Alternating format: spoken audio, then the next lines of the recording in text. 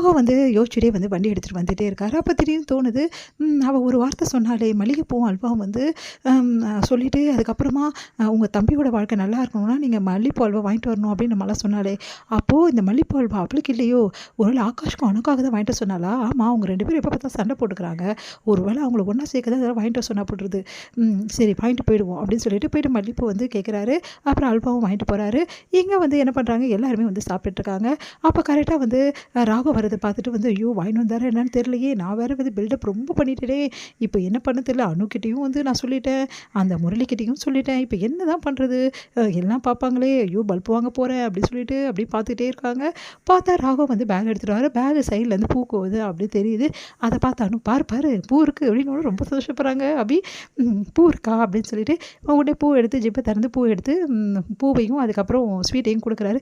இந்த நீ வாங்கிட்டு சொன்ன 3 பொருளுமே வாங்கிட்டு வந்துட்டேன், போதுமா, பால்கோவா வாங்கிட்டு வந்துட்டேன், அதுக்கப்புறம் மல்லிகைப்பூ அல்வா 2மே வாங்கிட்டு வந்துட்டேன் புடி அப்படி சொல்லிட்டு கொடுக்குறாரு. உடனே சந்தோஷம் தாங்க முடியல அபிக்கு. அப்படியே பார்க்குறாங்க. உடனே அப்படியே முரளி வந்து ஓரக்கண்ணால் பார்க்குறாங்க. முரளி செம காண்டாகிறாரு, தாங்கிக்க முடியல. எப்படியும் வாங்கிட்டு வந்து தரமாட்டான்னு நினச்சினே, இப்படி வாங்கிட்டு வந்து கொடுத்துட்டானே, அப்போ இவங்க 2 பேருக்குள்ள ரொமான்ஸ் ஆரம்பமா, என்னால் தாங்கிக்க முடியாது, அவங்களுக்குள்ள ரொமான்ஸ் நடக்கக்கூடாது, இப்போ நான் என்ன பண்ணுறது அப்படி சொல்லிட்டு டென்ஷனாகி அப்படியே வந்திருக்காரு. சாப்பிடாம எழுந்துக்கிறாங்க. என்னங்க நீங்கள் சாப்பிடாம எழுந்துக்கிறீங்க? இல்லை எனக்கு பசி இல்லை, எனக்கு போதும் அப்படி சொல்லிட்டு எழுந்துக்கிறாரு. இதை பார்த்து வந்து யோசிக்கிறாங்க அபி. உடனே அணு கண்ணை காட்டுறாங்க. ஆமாம் அப்படின்னு சொல்லிட்டு அணுவும் சொல்கிறாங்க.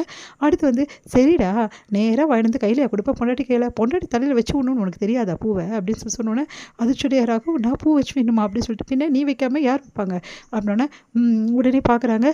அவன் எங்கே வைக்க போகிறான், அவனுக்கு தான் சந்தோஷம்னா என்னன்னே தெரியாது, ஒரு மனசையும் வந்து நோகாமல் வந்து அவனால் இருக்க முடியாது அப்படின்னு சொல்லி சொன்னோன்னே, அஞ்சலி சொன்னோன்னே வந்து ஒரே டென்ஷன் ஆகிறாரு ராகவ். இப்போ என்ன பூ வைக்கணும் அவ்வளோதானே அப்படின்னு சொல்லிட்டு, அபி வா அப்படின்னு சொல்லிட்டு பூ வச்சு விடுறாரு தலை நிறைய.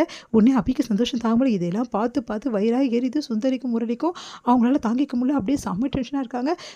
சரி இருங்க ஒரு நிமிஷம், நீங்கள் வாங்கின அல்வா எப்படி இருக்குது டேஸ்ட் பண்ணி பார்க்குறேன். ஐயோ சூப்பராக இருக்குங்க, அப்படியே வாயில் போட்டோட கரையுதுங்க, செம்மையாக இருக்குங்க அப்படின்னோடனே, ஆமாம் நல்லாயிருக்கும் அந்த கடையில் அப்படின்னோடனே, எங்கள் பால்கோவும் சூப்பராக இருக்குது, என்னம்மா வாங்கிட்டு வந்திருக்கீங்க எல்லாமே, நான் கேட்டேன்றதுக்காக மனக்கட்டு வாங்கிட்டு வந்தீங்க பாருங்கள், பெரிய விஷயங்க, என் மேலே எவ்வளோ அன்பு இருக்குன்னு நீங்கள் நிரூபிச்சிட்டிங்க. அஞ்சலி அக்கா இதுக்கப்புறம் வந்து நீங்கள் ராகவை திட்டவே கூடாது அப்படின்னு சொல்லி சொன்னோன்னே, சரி அப்படின்னு சொல்லிட்டு சந்தோஷமாக அங்கேருந்து போகிறாங்க. எல்லாருமே கலைஞ்சு போகிறாங்க. அனு வந்து பரவாயில்லையே, உண்மையிலேயே வந்து ராகவ் உனக்கு வாழ்ந்து கொடுத்துருக்க பெரிய விஷயந்தான், நான் நினச்சி கூட பார்க்கல அப்படின்னோடனே அப்படியே பார்த்துட்ருக்காங்க. இங்கே வந்து என்ன பண்ணுறாரு, ராகவ் பூ வச்சு விடுறது அதுக்கப்புறம் கொடுத்தது எல்லாமே நினச்சி பார்த்து செம்ம டென்ஷனாக இருக்கார் முரளி. முரளி வந்து தனியாக உட்காந்து பயங்கரமாக ஃபீல் பண்ணிட்டு இருக்காரு. அப்போ கரெக்டாக அங்கே வராங்க நம்ம வந்து அபி. என்ன உங்களால் வந்து ஜீர்ணிக்க முடியல போடுறது, ஒன்றும் இல்லையே அப்படின்றாரு. தெரிஞ்சு போச்சு உங்களால் இதை ஏற்றுக்கவே முடியல, ஏன்னா நீங்கள் நினச்சிங்க நாங்கள் 2 பேரும் ஒன்றா வாழ மாட்டோம்னு சொல்லிட்டு, இப்போ பாருங்கள் தலை நிறைய மல்லிகைப்பூ, கையில் அல்வா, எங்கே போகிறேன்னு நினச்சிக்கிட்டீங்க, பாலை சுண்டை காய்ச்சி அவருக்காக எடுத்துகிட்டு போகிறேன், இதுக்கப்புறம் எங்கள் வாழ்க்கையை நாங்கள் ஆரம்பிக்கணும்ல இல்லைண்ணா அப்படின்றாங்க. அது கேட்டுட்டு செம்ம காண்டா வராரு. அண்ணனா அப்படின்னு சொல்லிட்டு, அண்ணா உங்கள் தங்கச்சி வாழ்க்கையை பற்றி எவ்வளோ வந்து மனக்கட்டு வந்து யோசிச்சிங்க, நீங்கள் தங்கச்சி வாழ்க்கை நல்லபடி அமைஞ்சதுனால மனசு நிறைஞ்சி உங்களுக்கு பசியே எடுக்கலையே, வேணான்னு சொல்லிட்டு சாப்பாடை போயிட்டீங்களே, அப்போ பார்த்துங்க என்ன மாதிரி நீங்கள் ஃபீல் பண்ணுறீங்கன்னு, உங்களோட அன்பு எனக்கு புரியுதுண்ணா, அண்ணா உங்களை மாதிரி ஒரு அண்ணன் கிடைக்க நான் கொடுத்து வச்சுருக்கணும், நான் வரேண்ணா, டைம் ஆகிடுச்சு, அவர் காத்துட்ருப்பாருண்ணா அப்படி சொல்லிட்டு போகிறாங்க. ஐயோ செம பர்ஃபார்மன்ஸ் பண்ணிட்டேன், இதுக்கப்புறம் தான் இருக்குது கதையே அப்படி சொல்லிட்டு சந்தோஷமாக போகிறாங்க. இதை பார்த்து அப்படியே முரளி செம்ம டென்ஷனாக அப்படியே இங்கே இருக்க பொருளெல்லாம் போட்டு உடைக்கிறாரு, அப்படியே பயங்கரமாக அவங்களும் பண்ணுறாரு. அந்த டைமில் அஞ்சலி அங்கே வராங்க. அஞ்சலி வந்து என்னாச்சு அப்படி சொல்லிட்டு கேட்குறாங்க.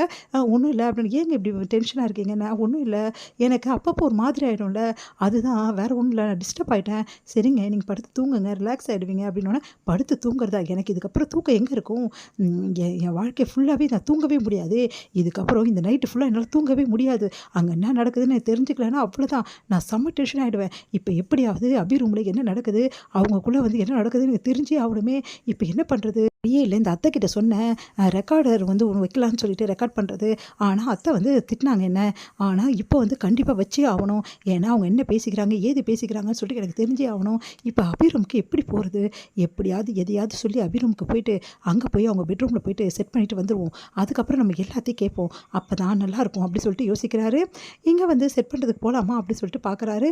அபிரூம் போய் நிற்கிறாரு, ஒட்டு கேட்குறாரு, காதை வச்சு ஒன்றுமே கேட்க மாட்டேங்குது, இப்போ எப்படி உள்ளே போகிறது, வேறு வழியே இல்லை, அஞ்சலி வச்சு தான் நம்ம உள்ளே போகணும் அப்படின்னு சொல்லிட்டு அஞ்சலி கிட்ட, அஞ்சலி வரியா உன் தம்பி ரூமுக்கு போயிட்டு வரலாம், எதுக்குங்க அங்கே அப்படி இந்த டைமில் அப்படின்றாங்க. ஐயோ என்ன பண்ண தெரியல, என்ன சொல்கிறது அப்படி சொல்லிட்டு யோசிக்கிறாரு.